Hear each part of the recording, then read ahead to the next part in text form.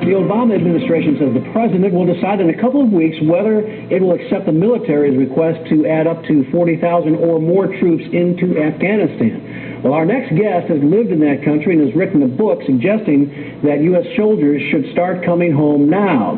Joining us is Phil Keeling, and Phil, good to see you. How much time did you spend in country, and why were you there? Approximately 16 months. I was working as a police advisor to Afghan recruits entering an academy. Okay, and you had no intention at that point of writing a book, but what prompted you to write the book? I felt I was in Afghanistan. I knew the knowledge. I gained the experience. I needed to get the word out to everyone from somebody that's actually inside Afghanistan. You say bring the troops home, start bringing them home. Why? Because the war is actually fighting corruption. It's not actually fighting several thousand Taliban members in Afghanistan, and sending more troops is not going to solve the corruption problem. Now the current general there, McChrystal, who has come out and said, I need more troops, has just, I believe, as late as yesterday, said even if we send more troops, we may still have problems because of this corruption. Do you feel like you kind of were aware of this, or you're just one of many that's aware that over there there's just so much corruption in that government that you can't really help them? There's corruption through the top of the chain all the way to the basic recruit.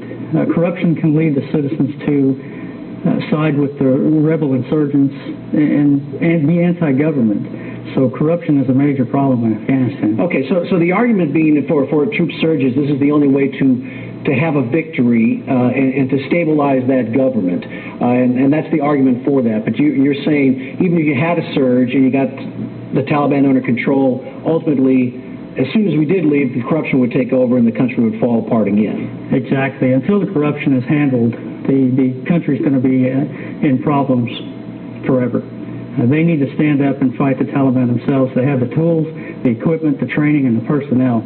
It's time to stand up and fight. Okay, now you said you actually worked with police, the Afghan police. I've heard that there's a lot of problems there, that they've been infiltrated by the Taliban and are actually sometimes killing the United States soldiers. Yes, that's correct. Part of the Afghan police officers are former Taliban members. They had joined the President Karzai's administration when he gave them amnesty for past crimes they've committed. So we were dealing with former Taliban members. Okay, Phil Keeling has written this book saying, hey, troop surge is not a good idea. President Obama will decide in a couple weeks whether, in fact, he is going to do that or not. And we appreciate you coming in and joining us, Phil. Very interesting. You've been there. You've seen it firsthand. Thank you for having me. Thanks for your time.